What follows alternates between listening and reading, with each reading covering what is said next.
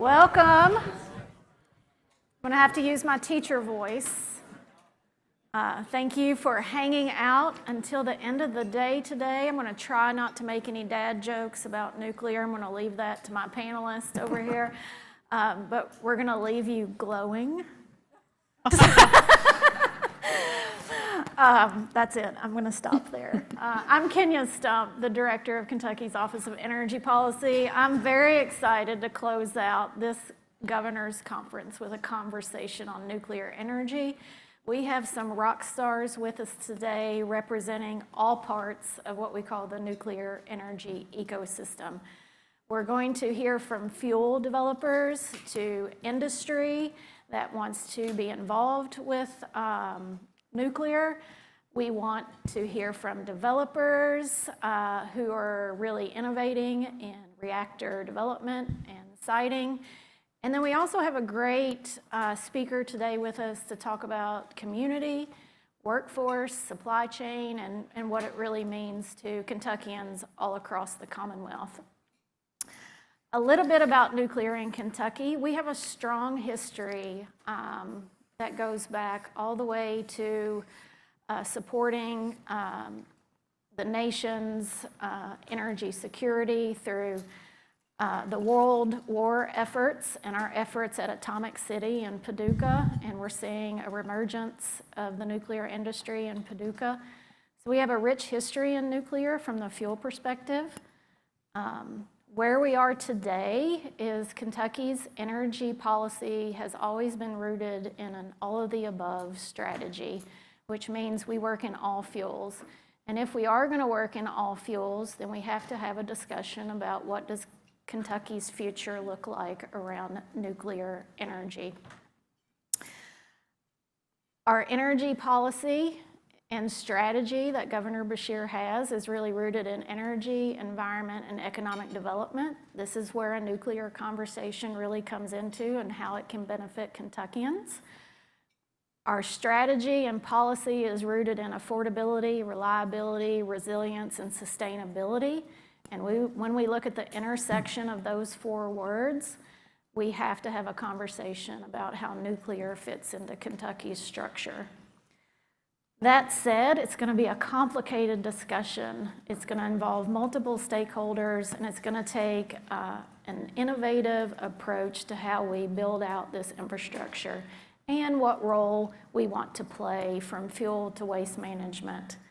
We did some modeling here at the Energy Office, and we estimate that by 2050, Kentucky would need around 3 gigawatts of new nuclear capacity in the state.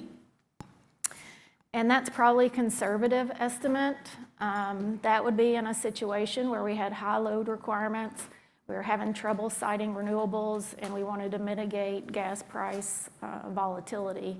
In that instance, nuclear capacity really provides a base load, low carbon, resilient power production opportunity to add to our system. That said, all of this is dependent on communities, community conversations, and transparent and robust stakeholder involvement in the discussions, which is why we really encourage everyone to come to the PSC listening sessions that will be occurring throughout the state. We want to hear all your voices, and we want those to contribute to the conversations around how you see nuclear in Kentucky. So with that, I'd like to introduce our panelists. First up, we have Chad Eaton, Director of Government Affairs at Nucor, and Chad's going to give us the industrial perspective as it relates to nuclear and why that's important. Next to Chad, we have my good friend and partner in SOAR, Josh Ball. Josh is COO of SOAR, and Josh is going to give us a perspective from community benefits, workforce opportunities and supply chain and projects that SOAR is working with us. Then we pivot. We go to Nima Ashkeboussi. I need to get that right, Nima. Nima will correct me. Ashkeboussi. He's VP of Government Relations and Communications with Global Laser Enrichment. And they are really involved in Paducah, Kentucky, and in the fuel supply and laser enrichment, and which is very essential to our fuel security and national security. And Nima's going to give us perspective on his project down in Paducah. And then last but not least, we have reactor developers. And we're very fortunate to have Christina Walrond here with X-Energy. X-Energy is making some very significant partnerships and had some recent news that I think we'll want to hear more about in terms of development and timelines for their SMRs. And then we also have Mercedes Trent with us. Mercedes is with Westinghouse. She's Manager of Government Affairs.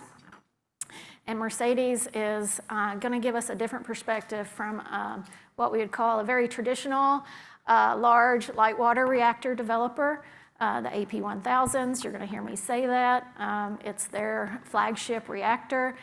But they also have some advancements on the SMR side, and they're going to give us our perspective on what Westinghouse is doing and what that means nationwide and also in Kentucky. So with that, first up, we have Chad. Chad's going to give us his industrial perspective, and then we'll make our way down through the panelists. They'll have about 7 minutes, and then we'll go for Q&A. So Chad, it's all up to you. Awesome, thank you. First of all, let me start by thanking the Energy and Environment Cabinet. They are critical to our ability as Nucor to operate in the state of Kentucky. And I'm going to kind of start with the why of how we get to why nuclear we believe is an important part of the future. But to understand that, I don't want to assume that each of you know anything about us or anything about Nucor or what we do. So whoever's got the slides. So the picture that you see right there is our one of our newest greenfield projects. That's our Brandenburg plate mill over in Brandenburg, Kentucky. That's a $1.7 billion investment that's now fully operational. We started construction of that and had grand opening actually during COVID, actually, but just kind of a marvel. If you haven't had a chance to get out there, I would really encourage you to get a chance to get out there and see that. But Nucor is America's largest steel producer and also America's largest recycler. We produce about a quarter of all the steel that's produced in the United States. A lot of folks from time to time, you hear what folks will refer to as iconic names like U.S. Steel and things like that, and they think those are the largest steel producers in the United States. We're about 3 times the size, maybe 4 times the size of U.S. Steel.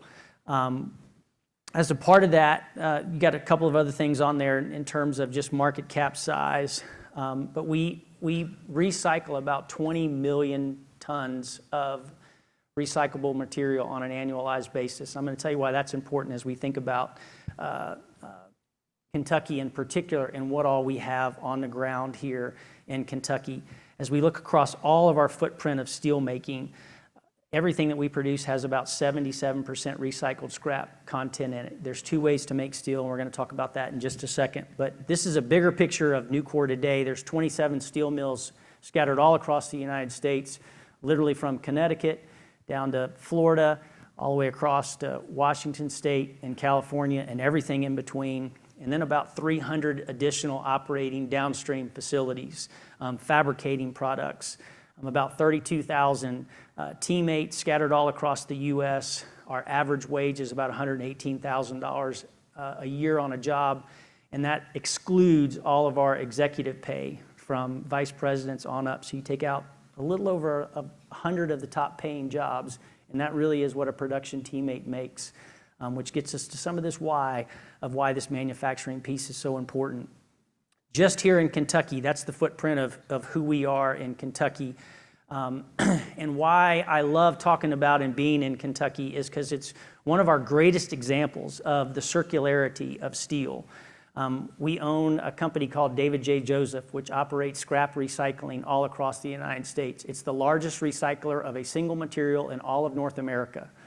And they operate as river metals all across the state. So that's our raw material, which actually goes into our steelmaking process, where we make new steel at either Gallatin or Brandenburg. We also have a number of products that we make, conduit, metal panels, additional products up and down the value stream that all buy from one of our Nucor mills and then fabricate that into a downstream product. As well as we have on-site industrial gas trying to control a little bit more of our supply chain, another variable consumer of electricity themselves, as we use a lot of processed gas on site.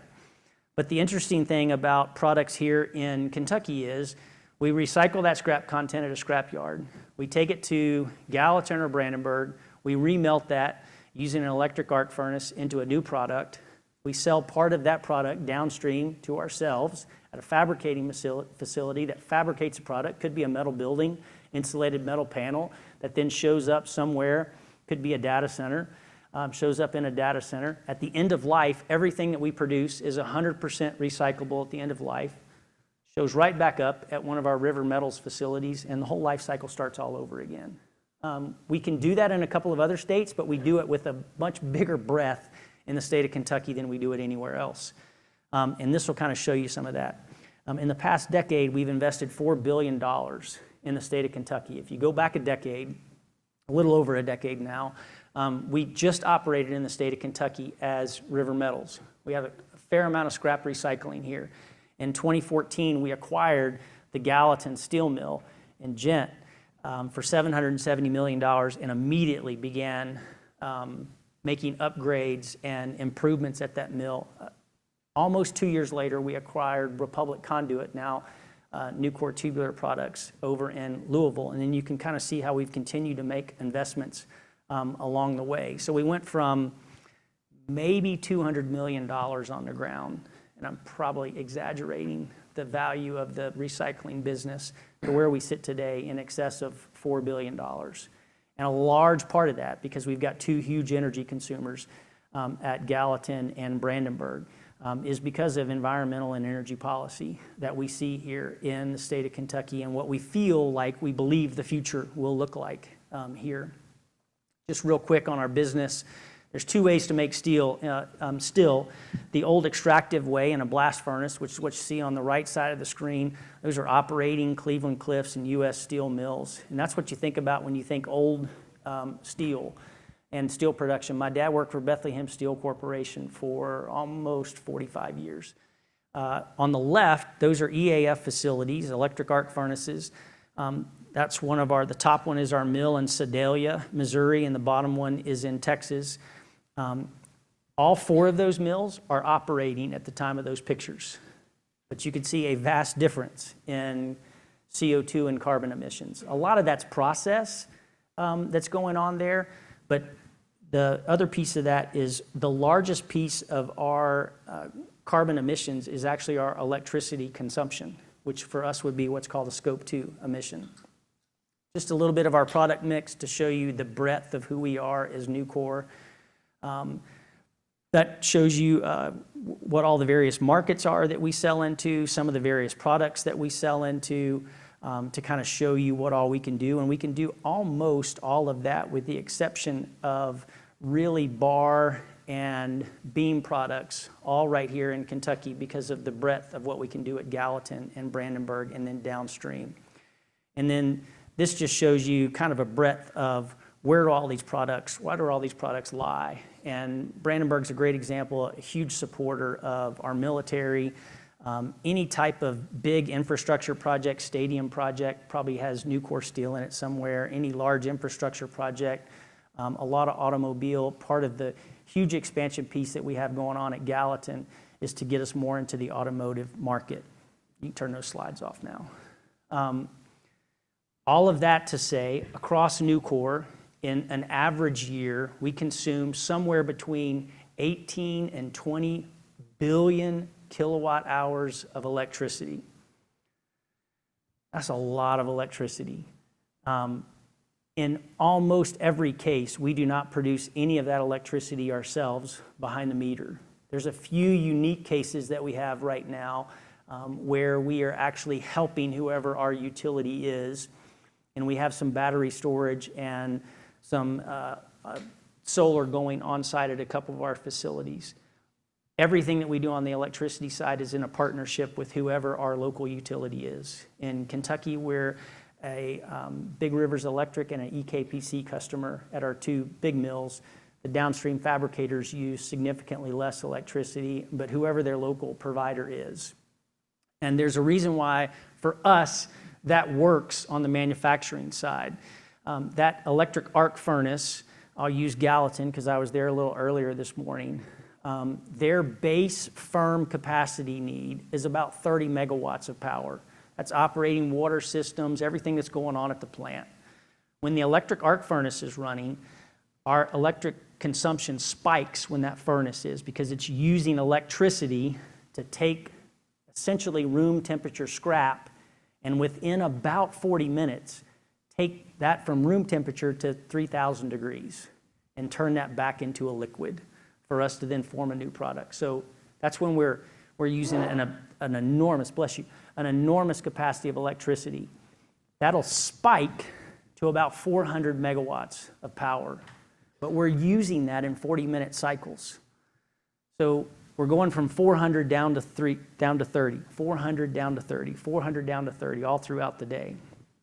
So for us, that utility partner is mission critical, because for us to go behind the meter, we'd have to have in excess of 400 megawatts of capacity at Gallatin, but we wouldn't use it all the time. If you operate, before Nucor, I worked for for Duke Energy, and if I'm producing electricity, I got to have somewhere for that electricity to go. So if I can't consume it all the time, I've got to be connected to a grid to be able to do that.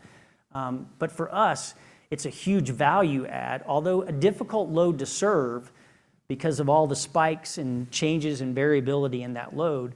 A great load for a utility to serve when we think about, especially today, the changing energy environment. A really high capacity day, it's really hot or it's really cold outside, and all of a sudden we're having a high capacity day for that electric utility. Or unexpectedly, one of those generating units goes down and they need capacity back on the grid. Within about 45 minutes, with some notice, I can go from 400 down to that steady state of 30 and maintain that for as long as that utility needs me to do it in what's called interruption or curtailment. So why nuclear then? So nuclear, as we think about this reliability piece, one of the things that we're seeing right now across grids, whether it's Kentucky, a lot in PJM, but across other grids, is these peak demand capacity days are getting called way more often than they used to. And although a great source of energy, battery, energy storage, as well as solar and wind, I can't charge that battery unless solar's operating 100% capacity, or if that wind's operating at capacity, versus a baseload firm generation piece like a nuclear station. Couple of the whys for us is in terms of, as we think about that, like from a production run standpoint, we run way more efficiently if we can run generally 3 to 4 shifts and run 24/7 as we need to. And we can do what's called buying through, depending upon the flexibility and the cost of power. But for us, from an efficiency standpoint, the most efficient way to run that mill is to run it at as close to 100% utilization rate as possible. And so for that to be able to happen, then I've got to have firm, baseload, reliable power on the grid. The other why of nuclear is we talked a little bit about customers. And I mentioned automotive customers. One of the drivers behind us as we think about sustainability and carbon reduction is, one, it's been at our core nature since the founding of our corporation to take care of the communities that we operate in and to operate in the most sustainable, cleanest way we can. But our customers are asking us these things now too, and saying, hey, I want a cleaner product, which means the input that you get me has to be cleaner. I told you that one of the huge pieces of our carbon intensity is the electricity that we use. I also told you that we don't own any of that electricity, we just buy it off the grid. So we're increasingly interested in what are the investments that our utilities across the country are making to reduce the carbon intensity of the grid that they operate in a firm, reliable, affordable way.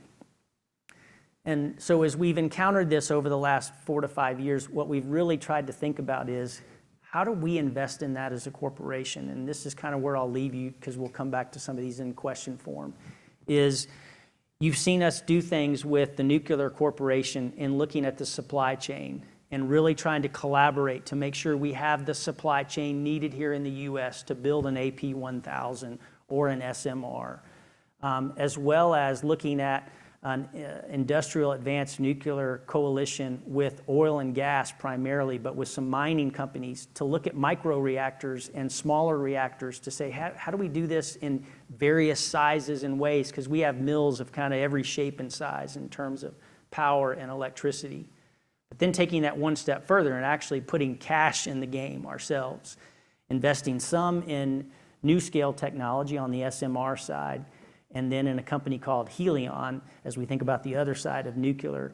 And so how do we actually lead in all of those areas, not just as a consumer, not just as a supplier, but also trying to push the policy and regulatory piece forward? Wow, thanks, Chad. That was a lot. That's a lot for us to process. I'm not an external processor like Serenity was talking about, but I'm sure we're going to have lots of questions. But with that, we're going to go from an industrial perspective and pivot over to Josh, who's going to take us into Eastern Kentucky and talk about what we're doing with workforce and supply chain and some of the impactful work we're doing with communities, because without communities, none of this work is going to be possible, and without community input and discussion. So Josh, I believe we have a video for Josh. If we could roll the video. Yeah. As we continue to address the out-migration across Eastern Kentucky, SOAR is committed to creating meaningful employment opportunities for our residents. One way that we achieve our mission is through partnerships such as that with Framatome, a nuclear energy company that is looking for top-tier talent to work in facilities all across the country. They're looking for individuals that show up early, they stay late, they're naturally innovative, they're problem solvers. We have plenty of that in Eastern Kentucky, and we have plenty to sell to companies far and wide searching for talent. Our hiring event with Framatome was a prime example of what happens when companies need talent and we connect them with such talent. People showed up in Corbin in person, they showed up all across Eastern Kentucky virtually, and they left with a job, a meaningful job, one that gives them purpose, and one that allows them to contribute to the future of Eastern Kentucky. SOAR was very helpful in the process of getting me here. They gave me all the details quickly, followed up with me one day after uploading my resume, and then explained the job opportunity really well to me. SOAR is very accommodating. They sent me a bunch of prep questions, the link to the Framatome website so I could study up on them. I feel like SOAR had made my job process a whole lot easier. They, personalized my resume, helped me with my interview process. I'm excited to see how far this takes me and see how far I can make it with the help from SOAR.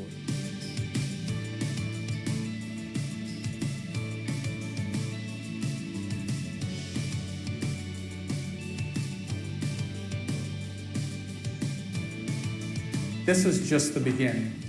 We are relentless in the pursuit of opportunity to put Eastern Kentuckians in meaningful employment. If that's something you want to be a part of, we invite you to partner with us and connect with the exceptional talent that is across Eastern Kentucky.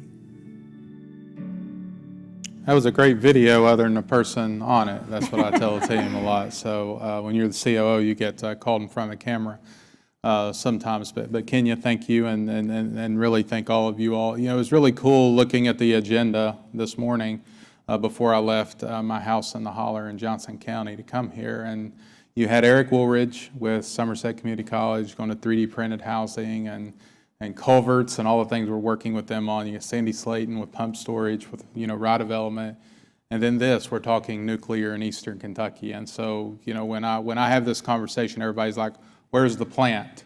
And when we were at our summit back in September, they were like, "What do you think about nuclear in Eastern Kentucky?" And we did a word cloud, and that was a little bit funny, so we'll do some puns, Kenya. I'll just get on the train with you. Simpsons, Chernobyl, all that stuff popped up, but nuclear is a real opportunity, and like it is happening in Eastern Kentucky. You know, we may not have a plant, but we have a lot of motivated, qualified workers. So the people that you saw in that video was a combination of Nathaniel worked in mine rescue. So this is a young man in Floyd County that went under the mountain every night, right, to get the coal, take care of his family, and if something happens under that mountain, he's part of the mine rescue team. I mean, that's, you know, so I think sometimes, you know, as a person who has lived and worked and spent their entire professional career in Eastern Kentucky, we take stages like this to talk about the data sets. And you know, Eastern Kentucky is more than a data set. The people in Eastern Kentucky that want to work are second to none. And we are showcasing that with Framatome and with other nuclear companies. So, you know, what you saw in that video was not a concept. I mean, it's an actual reality. Next week, 80 individuals from across Eastern Kentucky will come to Corbin and Hazard and interview with Framatome. 80. We propped up the event you just saw with Framatome in less than 2 weeks, and we were able to find them 38 qualified people, of which in the video you saw 3 went directly to work with Framatome and not their industry partner System 1. That was not expected. They wanted to hire 5 people in the pilot project. We had 5 before 11 o'clock the first day that they were going to offer. 5. So that's the story that I'm here to share with you today, is the power of community and the power of collaboration. Our most valuable natural resource in Kentucky is our people. You hear politicians say it, but it's true. Bourbon, gas, oil, timber, coal, everything. There are people and families and communities, right, that are driving all of those workers. Kentucky has made it clear that it's committed to energy and committed to nuclear energy. But I want to be very clear today to say that when the Commonwealth becomes the best version of itself, it is when all of Kentucky is thriving. I want to be very clear again, the best version of the Commonwealth that every one of us want, regardless of where we lay our head down at night, is when every community and every individual in Kentucky finds their purpose. From Hazard and Paintsville to Harlan to Paducah, and we love all the stuff happening in nuclear in Paducah. We love that because, again, when all of the Commonwealth is thriving, Kentucky becomes its best version of itself. I'm not going to my slides. I tend to go off script, but if you want to put them up there, it's fine. It's one slide that says opportunity, so I don't want to. There you go. As a COO and a person that does events, I don't do a lot of slides because I'm normally back there pushing all the buttons. So I feel your pain back there. But we're not waiting. We're working in Kentucky, and we're working in Eastern Kentucky, and we're working for you, and we're working with the Commonwealth. We're taking displaced workers from coal, gas, and extractive industries, and we're putting them to work, not in nuclear plants because they don't exist, but there is a ton of work in the nuclear outage sector. We have a ton of people in Eastern Kentucky. They drive here every day to work. They load up in Paintsville, Kentucky at the 460 interchange. You know, in East Kentucky, if we don't have a carpool lot, we make one, right? That's what we do, right? So we have a bunch of people that come to Georgetown and work for Toyota and suppliers. They go to Mount Sterling and they work. My father drove 2 hours one way to work in 38-inch coal in southern West Virginia to pay our bills. That's the work ethic. That's not the data set. That's the work ethic of the people of Eastern Kentucky. The work we're doing in nuclear is really about upskilling. So we're taking people displaced from coal and timber that know how to work with their hands and their feet and their heart. When something tears up, they don't shut down production and call Amazon. They get their heads together and fix it and figure it out, right? The last time I checked, I think that's what every industry in this globe needs, people that are willing to show up and find a way, right? We have plenty of that in Eastern Kentucky. But what are we doing to those individuals who are working in lower wage jobs that are vastly underemployed? Through work with Kenya and GitLab and so many other partners, we're now creating an apparatus to train individuals.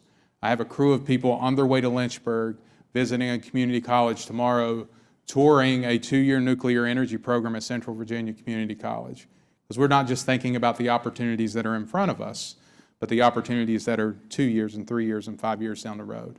To transform our region, 28 to 30 of Appalachia's counties in Kentucky, there's 54 if you don't know, are quite frankly distressed. That means in the bottom 10% of per capita market income and 3-year unemployment. Here I am talking about the data sets. I told you I wasn't going to, right? I got one person really laughing there. I really appreciate that. 3-year unemployment, poverty, all those things that we're in the bottom 10% of. And I have a map in my office that has the 1960s version before the Appalachian Regional Commission. I think there were 220 distressed counties. Now there's 80 to 81. But that pocket of red has stayed in central Appalachia, eastern Kentucky, southern West Virginia, southwest Virginia, an area where coal was very prominent at one time. So we've got to do what? Eliminate the red. But we don't do that through the next big thing. Nuclear is one of many things that are happening in eastern Kentucky in our organization. We're in tech-based entrepreneurship. We're in remote work. We're in broadband development. We're in other forms of energy. No stone unturned. And I often tell our stakeholders, it's all hands on deck. Where are your hands? Because that's what it's going to take. And some of the things that we're doing, and I call it the 3 pillars of opportunity at SOAR. One is workforce. It's not just the workforce of today, but the workforce of tomorrow. And it's not just taking those unemployed, it's taking those underemployed and getting them in better opportunities so that they can grow and thrive and find their purpose in life, which I think starts with a meaningful job where they can take care of their family, and they can contribute to their communities, and they can contribute to the Commonwealth as a whole. The second part is supply chain. Kenya hit on it a little bit. We're working with our manufacturers, and yes, there are small-scale manufacturers all across eastern Kentucky that are contributing to aerospace and automobiles and other things, and we're opening this world of opportunity for them to explore contributing to the nuclear sector as well. And community engagement. It's about educating our county judges. Tomorrow, we're going to assemble 20-plus people to talk about collaborative-based siting opportunities in eastern Kentucky. Who would have thought 20 years ago we're bringing county judges together and having them think outside of the box about nuclear? We've come a long way, but there's so much work to be done. And while I'm here talking about a region I love, I don't need the sympathy of the state and stakeholders. I need your investments. We need your belief in the power of people and the power of collaboration and the power of giving individuals purpose. And purpose starts with an opportunity. So community engagement is a huge piece of what we do at SOAR. We often say we like to set the table. We like to connect the dots. And what I love to do is do all of that and then get out of the way. I think that's what leaders have to do sometimes is, right, get the table together, make sure it looks good and everybody's fed and got good Wi-Fi, and then step out of the room and let the magic happen. And that's what we've done with Framatome, and I know we've got representatives from Westinghouse. We're going up to Pennsylvania in a few weeks to look at that facility. And the word is out. The people in eastern Kentucky want to work. And we don't care to get in our cars and drive off for 8-10 weeks at a time if that's what it takes. Because every opportunity to find someone's purpose and meaningful employment is an opportunity to change the narrative in one family. And it starts one job at a time, one person at a time, one community at a time. When we chip away at the challenges in eastern Kentucky from an opportunistic standpoint, nothing can stop us. And all I get to do every day is get to sit in front of people like you and talk about people in a region that want to work. They want to be a part of something greater than themselves. And we're just so fortunate to continue to have partnerships with the state and all the great things happening across eastern Kentucky to continue the good work that is making a difference. Well, Josh, we're just grateful to have you as a partner and help us SOAR. Are you cutting me off, or are you telling me I'm going to I get am. you started? Well, I did not see anybody with a sign. I know, but I'm watching a clock There here. you go. No, But it's all good. I'm going to come back to you. I promise. You're not going to run out of words today. But I have to pivot from the east to the west. You can keep it, Josh, if you want to. I'm pivoting down to the west to Global Laser Enrichment and a good friend and colleague, Nima, who is building on really a nuclear culture in Paducah, I would say, Nima, and a new frontier in terms of fuel enrichment activities, having Kentucky on the map in terms of domestic fuel production, domestic energy security. And GLE is a global partner and leading the way with that. So Nima, tell us a little bit about GLE and your project that you have down in Paducah. Thanks, Kenya. So I guess first I'll just kind of reiterate, nuclear in Kentucky does not necessarily have to be nuclear plants. Kentucky and Paducah was the epicenter historically for nuclear fuel in the country, and it was a global exporter as well. Very, very important historical site for the nuclear industry around the world.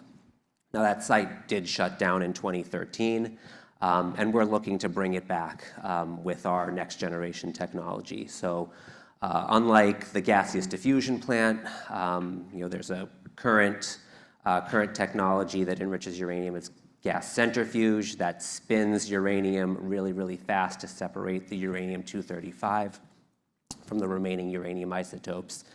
Our process is next generation. No one has commercially deployed a laser enrichment technology until we get that up online and running. Our process uses a laser tuned to a very specific wavelength that is able to attract the uranium-235 isotope and separate it. So highly, highly efficient process.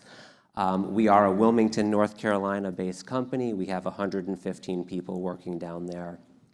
At that site, we have a large demonstration plant, so we are enriching uranium today using this process, using commercially scalable equipment. And we also have a 70,000 square foot manufacturing facility where we are currently fabricating components for deployment in our commercial facility, which we are planning to put in Paducah. We own 700 acres in Paducah that is directly adjacent to the legacy DOE plant. Our plant footprint will be roughly 200 of those 700 acres, so we have ample room to grow and be a partner with other complementary nuclear businesses that might be interested in the area. But we are working on a schedule right now to have that facility online in production no later than 2030. It is currently a greenfield site. We are doing some site work right now to prepare it. We do have this facility under a Nuclear Regulatory Commission licensing review right now. We expect to get that license in early 2027. Nuclear industry doesn't move that fast where it goes backwards. 2027, we expect to get the NRC license. That process has been going well. And then once we have the license in hand, we'll begin major construction activities. There's some level of risk that you would undertake if you conduct some safety-related construction before you have that license on hand. So when we make that final investment decision to build the plant, it's a multi-billion-dollar investment. It'll be the largest in Kentucky history. We will have roughly 1,200 temporary construction workers on site, multi-year construction job, and then in commercial operations, we're roughly 300 to 400 permanent plant employees. So significant upfront capital investment. And just like the legacy gaseous diffusion plant, we intend to be there for generations.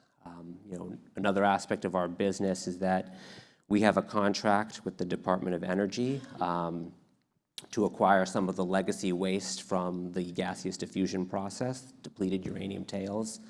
That material has been sitting in Paducah, in some cases for over 60 years.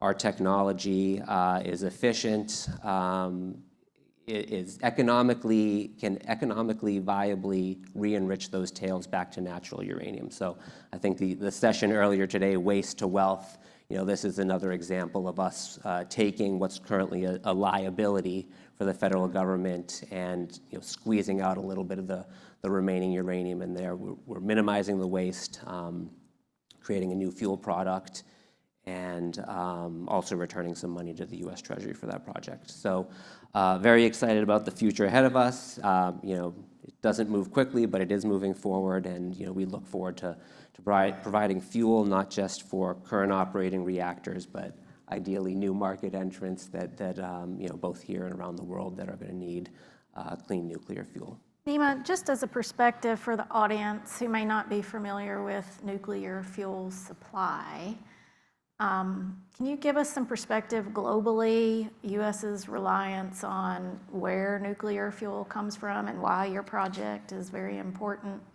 to the United States? Sure, yeah, this has kind of been a really big issue over the last few years. So nuclear fuel is a commodity. You know, you make it here, you make it in Europe, you make it in Russia or China. It's chemically the same product, so it is a commodity type market. And unfortunately, you know, the biggest uranium enricher in the world today is the Russians. They have almost 50% of the global enrichment market. They had 20% of the US market. So 20% of enriched uranium requirements for our US nuclear fleet come from Russia. And obviously, since the invasion of Ukraine, that has been a big, big problem. Domestically, we only enrich about 1/3 of our requirements. So we do have a big energy security risk here by relying on unfriendly countries for our energy security. You know, our project, we're looking to fill that Russian gap, and it's not just Russia. China is also increasingly making a push into Western markets for fuel supply. So it is, you know, quite timely that we reduce our risks to imports from adversaries. Thanks, Nima. Next up, Director of State Government Affairs with X-Energy is a colleague of mine, and we've been on multiple panels together. Christina Walrond with X-Energy. Christina is with X-Energy as a reactor developer, a Gen 4 advanced reactor developer. And Christina's gonna kind of give us a perspective of, one, what is an SMR, an advanced reactor? How are they differing today? And your recent announcements, give us a little color on your partnership with Amazon and kind of your timeline. Like, what are we looking at? All right. From X-Energy. So The go ahead. multi-billion-dollar question, right? On budget and on time. Exactly. So thank you so much for having me. It's obviously lovely to be here with you, Kenya, and it's really exciting to be here in Kentucky, you know, at a time that I think holds so much opportunity, but also, you know, a lot of, you know, really important milestones that the nuclear industry needs to meet. So as Kenya mentioned, I work for X-Energy. So we are a reactor technology developer of what's known as Gen 4 technology or next generation technology. But I think it might be helpful to back up a little bit for those in the room who aren't familiar with nuclear, maybe you know, have passing familiarity. Nuclear reactors are really just, you know, fancy heaters at the end of the day. So they use the splitting of an atom, you know, primarily uranium-235, in order to generate heat, which then can be used to create electricity or process steam in our case. So historically, you know, nuclear reactors and the nuclear reactor fleet that we have, which has an incredible operating history. I think one of the things that people don't often realize is that nuclear is the safest source of electricity that's out there. We have an incredible record with the plants that have been, you know, really the backbone of our electricity grid, and particularly our clean electricity grid for many, many years now in this country. So those are all, you know, those all use light water or drinking water effectively to carry heat away from the core of the reactor and then, you know, convert it through, you know, a turbine to make electricity.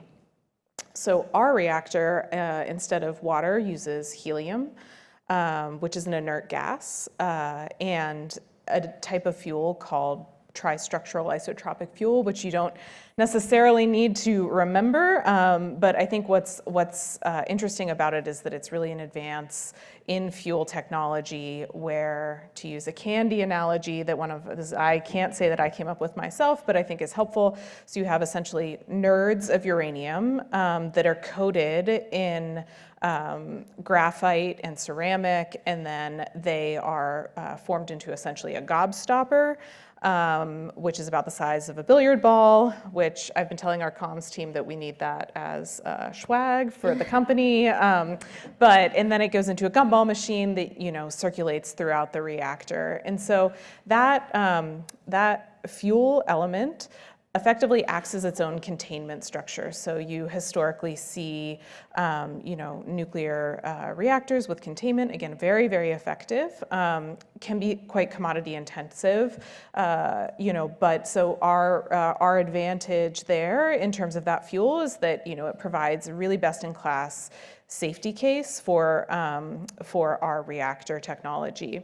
But it also allows our reactors to reach higher temperatures, which is quite interesting, I think, when you think of some of these new entrants into the market. And so X-Energy has really been at the forefront of partnering with folks in the industrial sector as well as data centers to really bring forward capital from these industries that are interested in new nuclear into the game, putting skin in the game, and really helping projects move forward. So our first project is with Dow Chemical Company, and it's in Seadrift, Texas, which is about 3 hours from Houston or Austin. I don't recommend accidentally renting an electric car should you wish to go to the Seadrift site, which definitely happened to my colleague and I at one point. Just given its remoteness, but we are working really closely with that community. It's an asset that's been in Seadrift for more than 75 years. It is really a backbone of that community economically. Folks have worked in this plant for generations.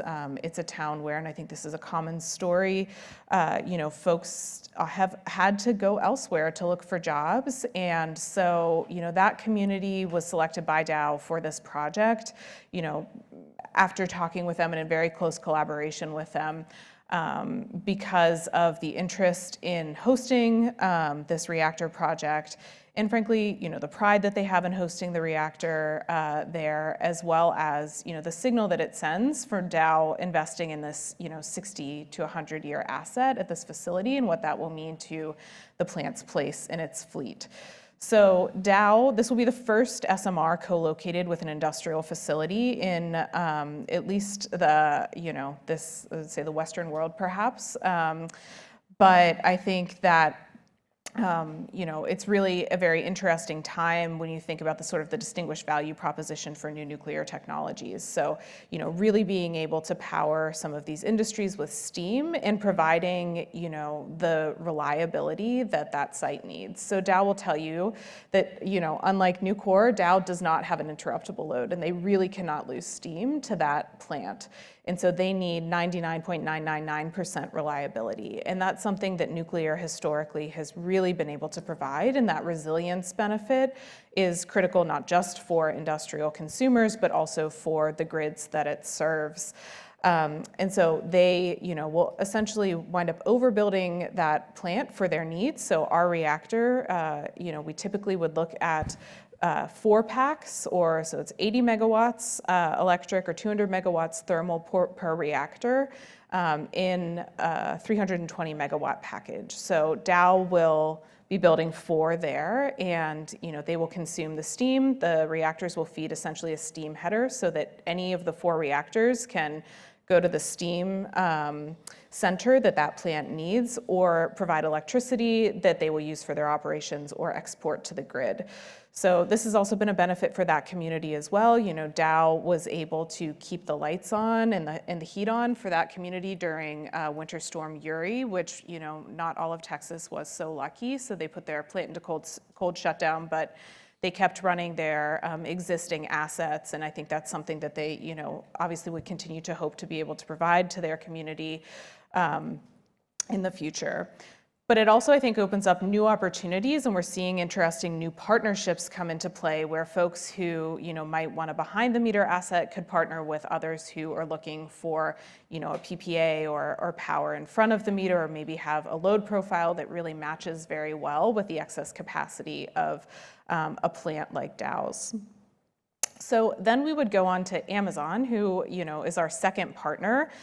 So they are working on a plant in Washington State with us, with a utility called Energy Northwest.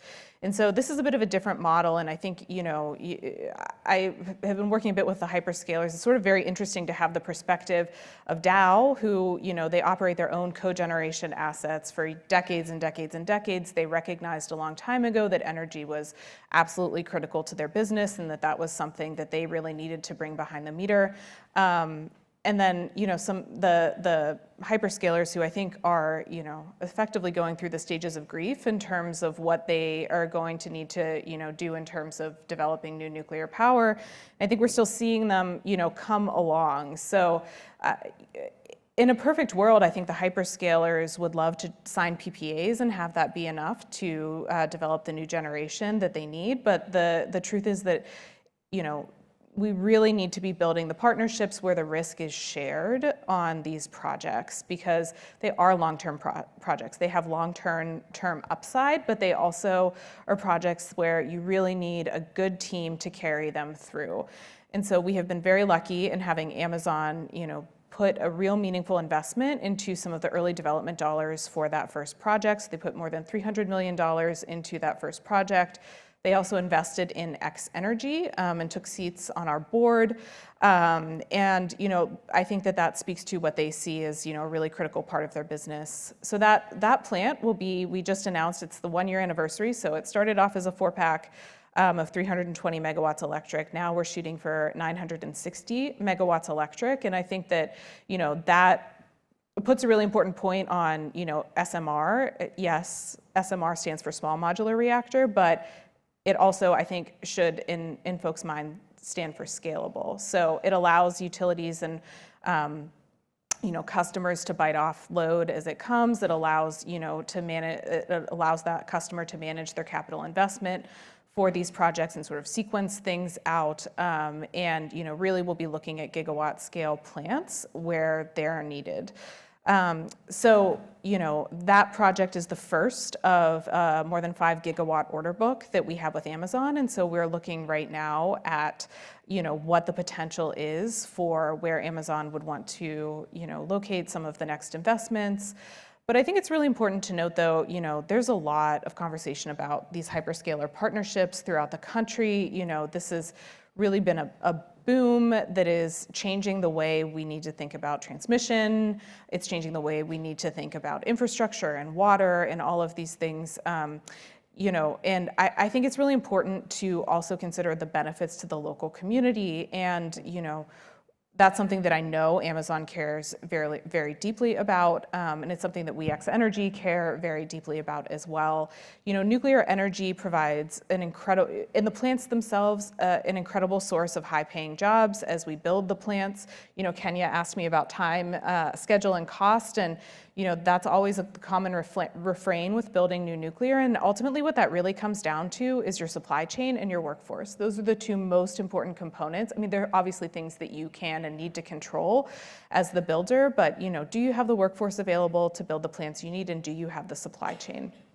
So there's an incredible opportunity, not just to train up the workforce who will be able to build these plants, the workforce that's going to, operate these plants. Frankly, the accountants and the lawyers and the others, who also will work in this industry as well, but then to also onshore the supply chain. So it's not, the entities are a bit different, but it's not an uncommon theme here to what you were speaking about, what we rely on our foreign partners for. So, or non-partners, as the case may be. Our company and all nuclear, manufacturers rely heavily on East Asia, where the ability to build reactor pressure vessels, where the ability to build steam generators, and in our case, reactor graphite really lives. And so, I think on that. Can I ask jump in real Sure. quick, Christina?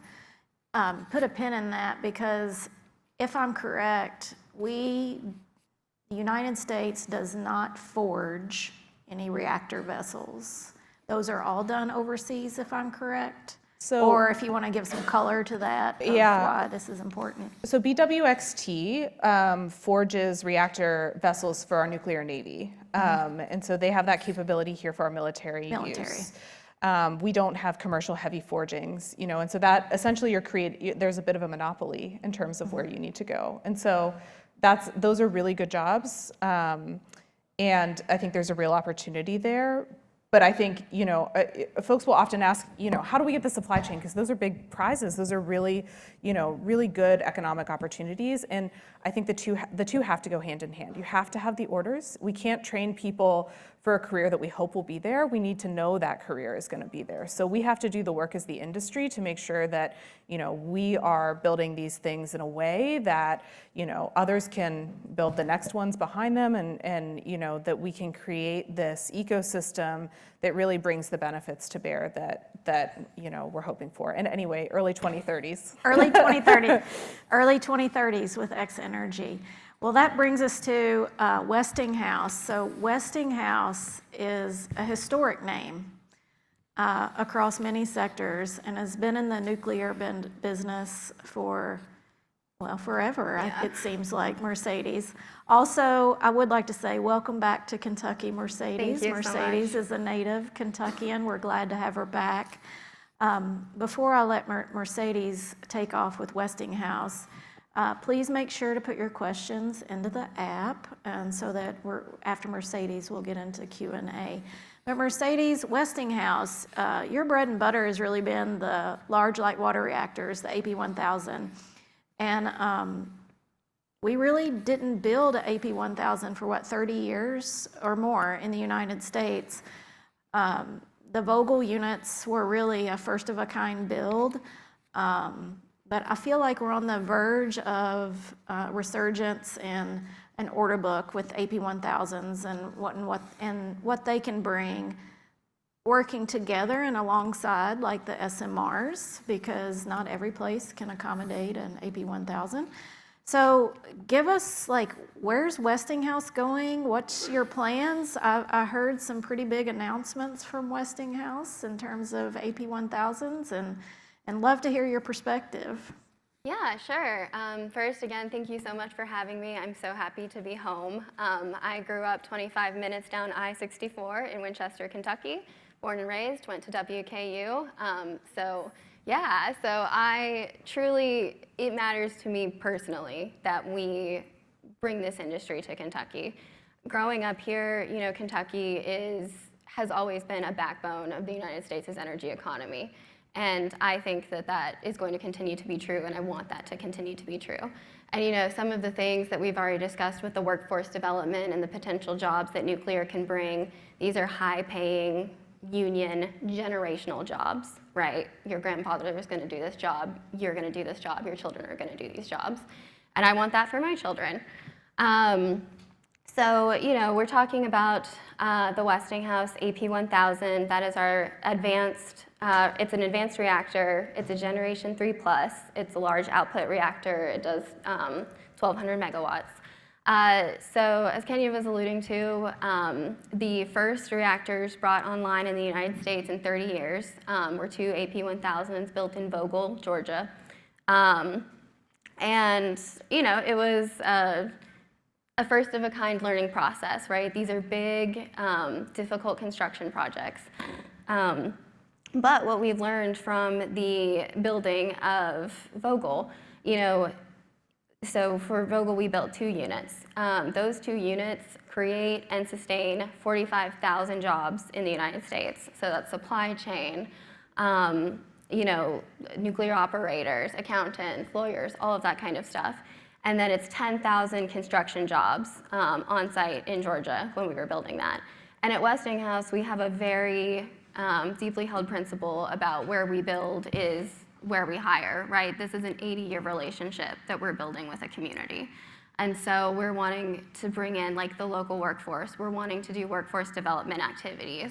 And so it's very, very important to us that these you know, potential nuclear sites are consent-driven with the community, and that's why we're so encouraged to hear about the things that Kentucky is doing to kind of get ahead of that. That's really, really important in terms of where to look to build.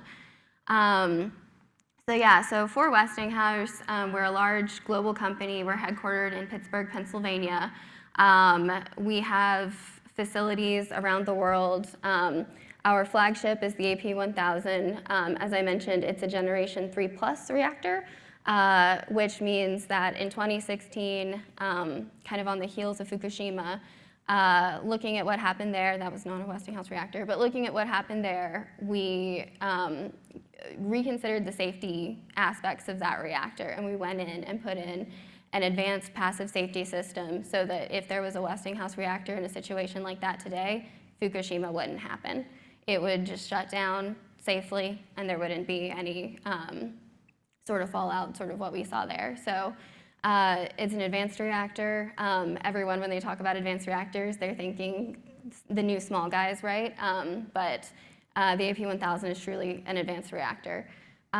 We also are developing a small modular reactor, the AP300. As the generational naming suggests, it is a smaller version of the AP1000.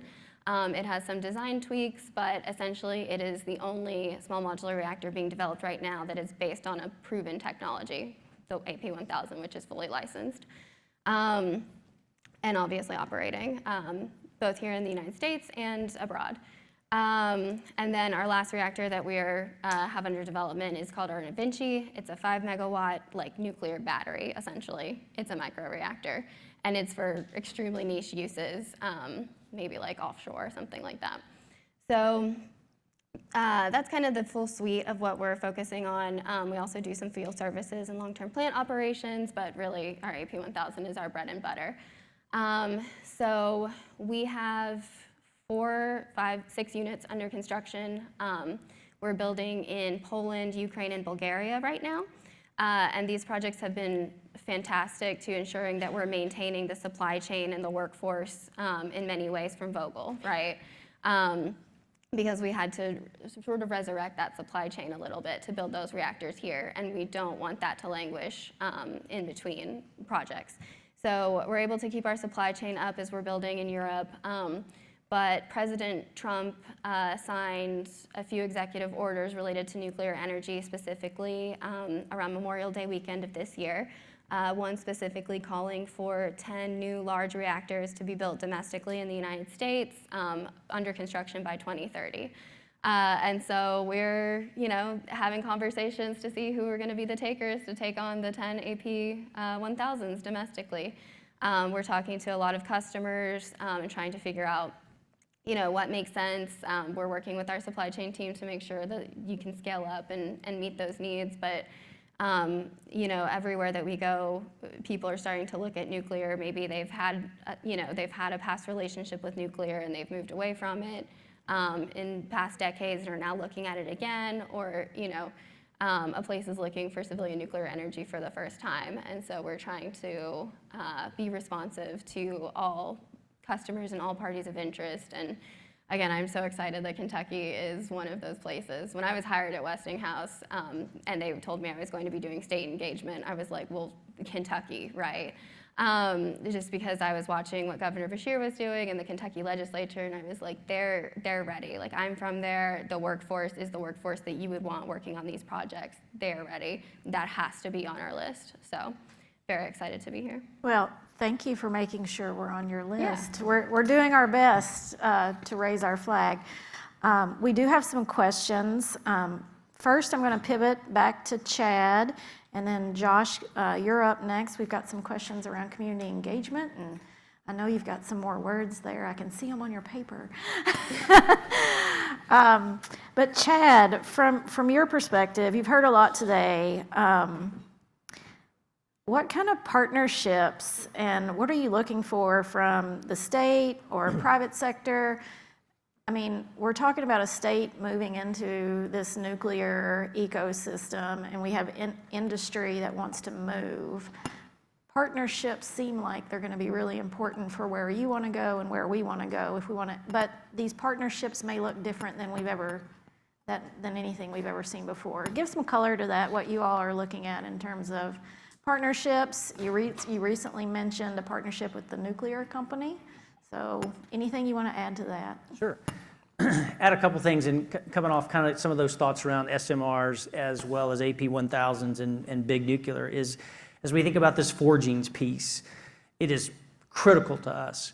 We're an American-owned, American-made corporation. That supply chain's got to be here in the U.S. We cannot be dependent on a foreign supply chain, particularly Russia, to supply us, whether it's fuel or forgings for apparatuses that are really national security when we think about electricity in America. They operate our hospitals, they operate our first responders, and all of the type systems that we think are critical. Data systems are critical. So what do those partnerships look like, and how do we bring forgings back? And that's one of the things with the nuclear company that we're collaborating on right now, are what are those missing supply chain pieces? I don't want to be in the business, I used to work for the government, I don't want to be in the business of picking winners and losers, but as we think about that supply chain piece, specifically I'd relate it to SMRs. There's over 60 designs out there right now.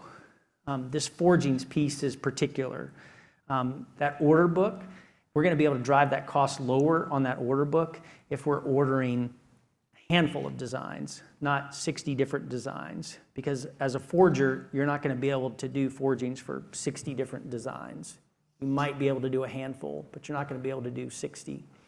On the other partnership piece, as I think about this, having spent time in federal government and with a utility and now with a big corporation, as we think about a big consumer of electricity, I personally believe we've really got to think very differently about how we finance these types of projects. It's not just a matter of an insurance backstop. It's not just a matter of getting a handful of developers together and assimilating this risk over a bigger pool of people. We've got to think about these projects. When we think about a solar project, we're thinking about 20 years. When we think about a wind project, we're thinking about 15 to 20 years. When we think about a combined cycle gas plant, we're thinking about 30, maybe 40. We're relicensing nuclear right now to run between 80 and 100 years. So I would argue we've got to rethink how we finance those projects, especially on the nuclear side, and we've got to think on a much longer term horizon on how we get our return on investment. I think that also extends to state government and how state government is going to, particularly themselves, incentivize these types of projects to land in their states. And I've talked to your governor about this. I've talked to a lot of governors in economic development cabinets about this and said, hey, yes, I'm not saying as a big consumer of economic incentives as a large manufacturer, I'm not saying we need to throw out economic incentives.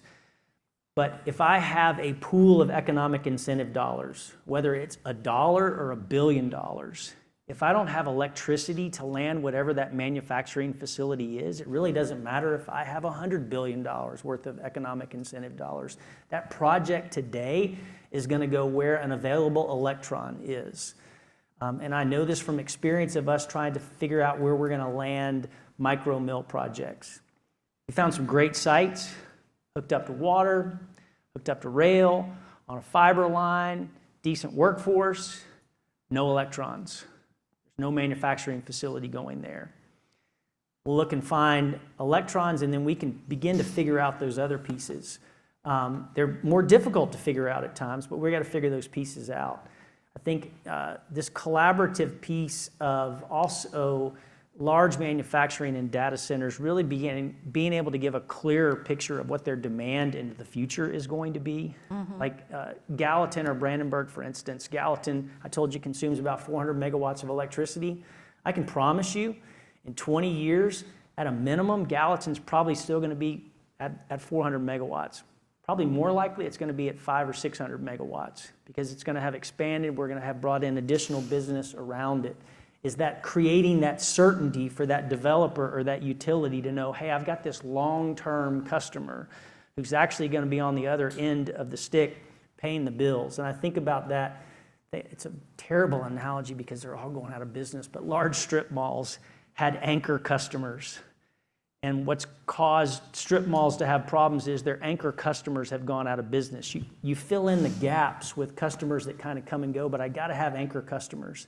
And for these large, really expensive projects, I've got to have anchor customers. And then lastly on this collaboration piece is, yes, we had 10,000 workers at Vogtle. One of the things we're talking a lot with the Nuclear Corporation about, we're not trying to eliminate jobs, but how do we drive down the cost of these projects? And a lot of that's the labor-intensive piece of these projects. What are the things that we can do, lessons learned on a project like that, to shave off some of that workforce cost and work smarter than what we did in the past? So it's scaling that project. Think about an order book, which I'm scaling those things to drive down the cost. But it's looking at all of those pieces of the puzzle. And for us, the reason why we're significantly interested in that is twofold. One, we want to consume the electricity, but also I mentioned that needing that electricity to build all those projects. All of those projects are steel intensive. That's a commercial opportunity for us. All right, Josh, we have some questions for you that's really around community engagement. I know when we partner with SOAR, we look to SOAR as a trusted voice and a trusted community partner in Eastern Kentucky. But what does community engagement in this area look like for you? What are some of the challenges? And just know that also through Kentucky's Nuclear Energy Development Authority, there's a process that we will have where communities can self-designate and go through a process to become what we call nuclear ready.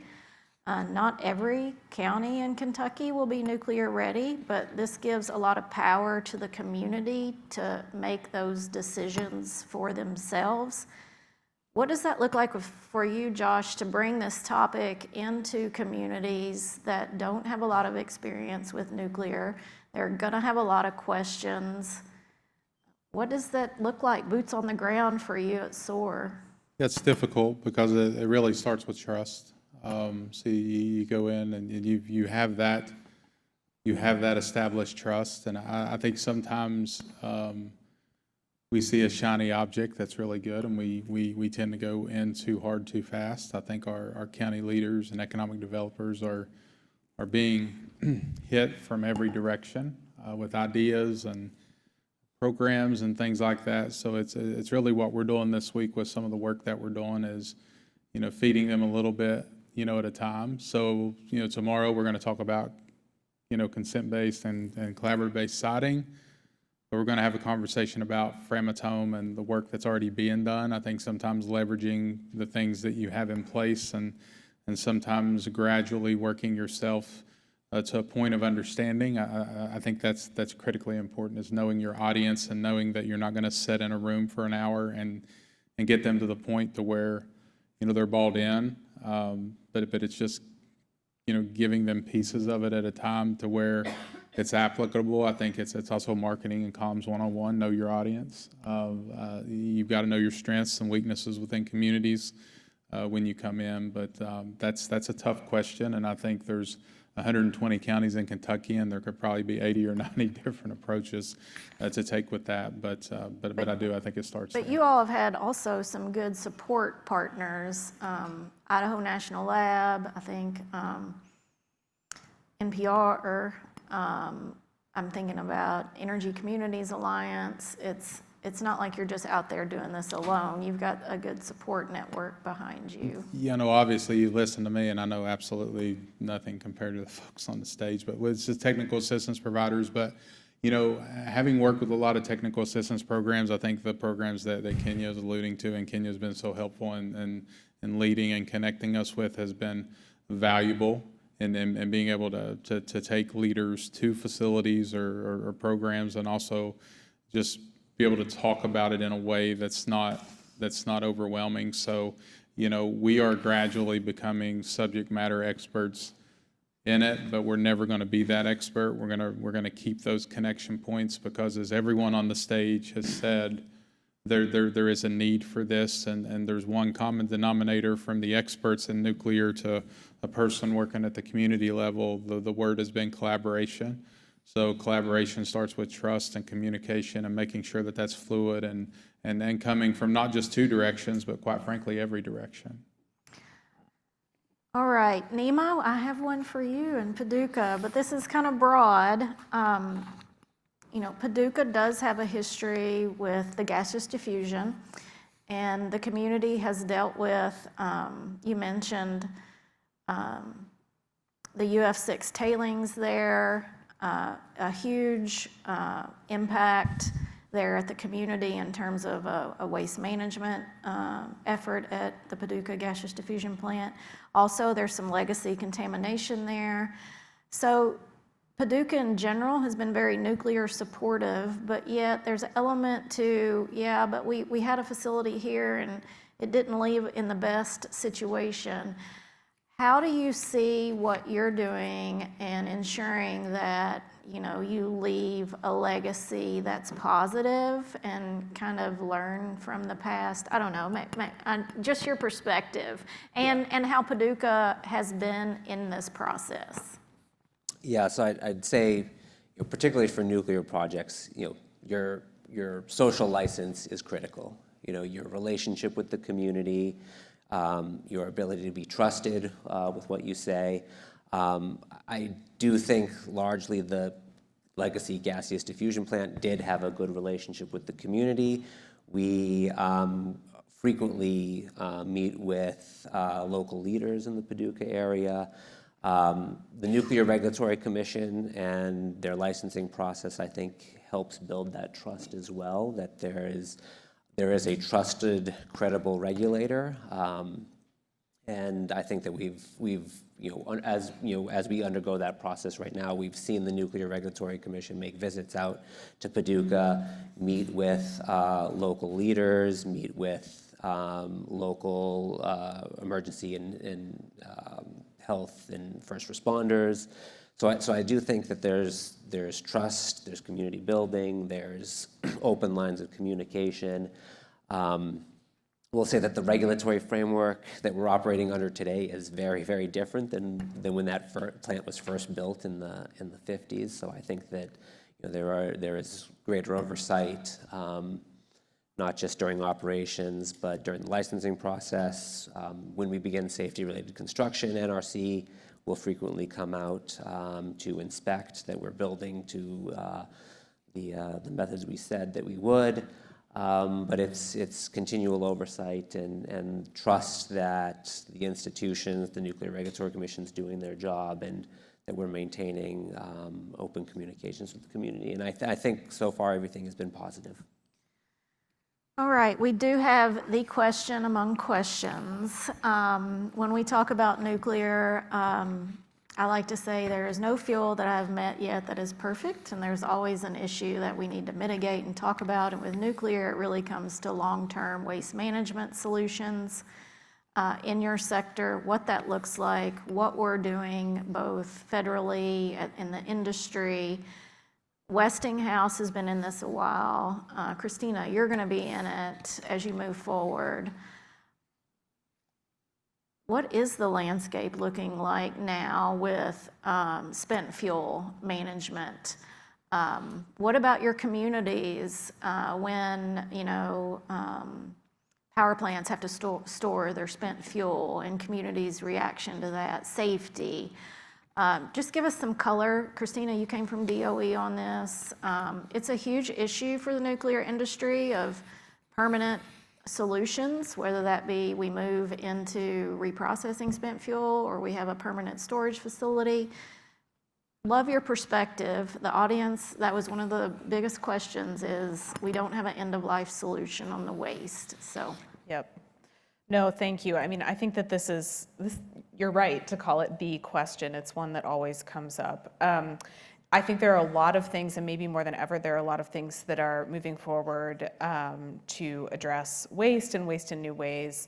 Let me start by saying, I think one of the misconceptions about waste is its volume. So all of the waste from all of our nuclear plants in the United States today that have been operating for the last 70 years could fit inside one super Walmart.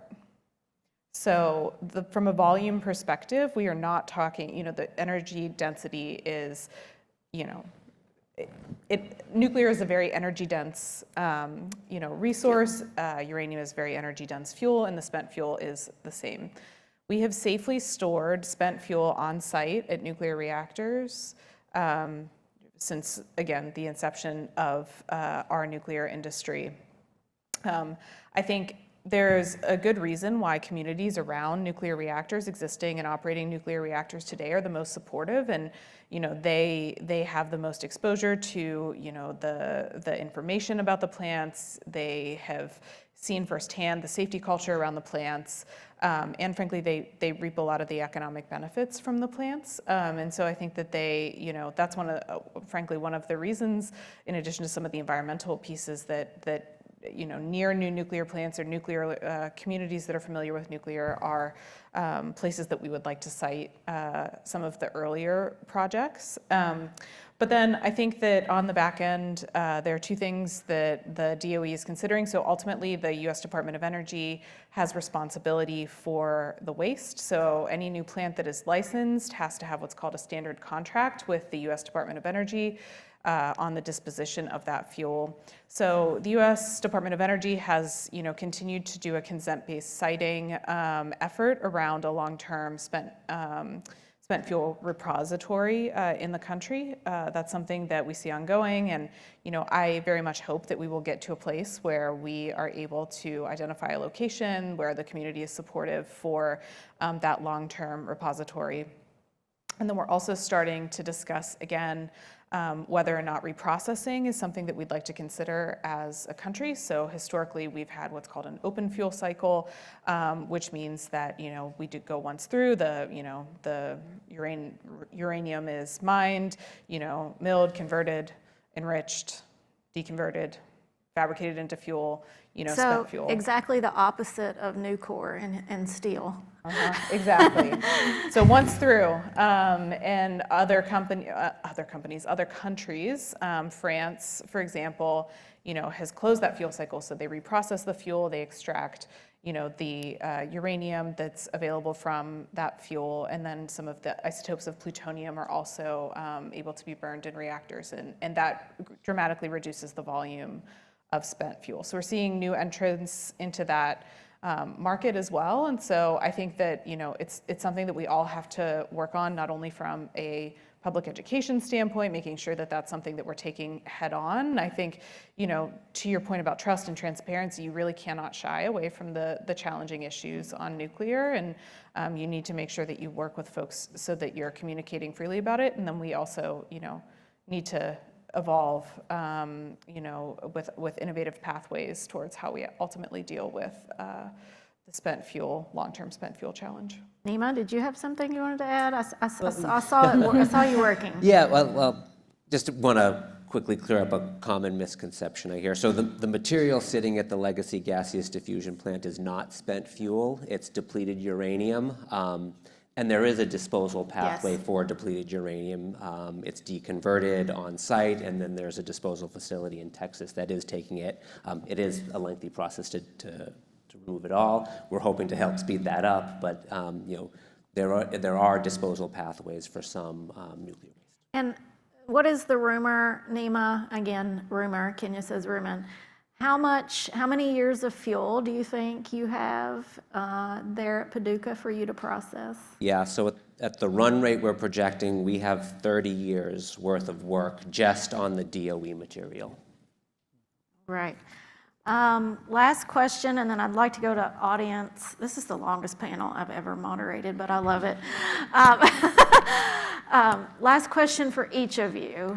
We're here at the Governor's Conference on Energy and Environment. Kentucky's made significant strides in the past 2 years in terms of legislative activity with our PSC.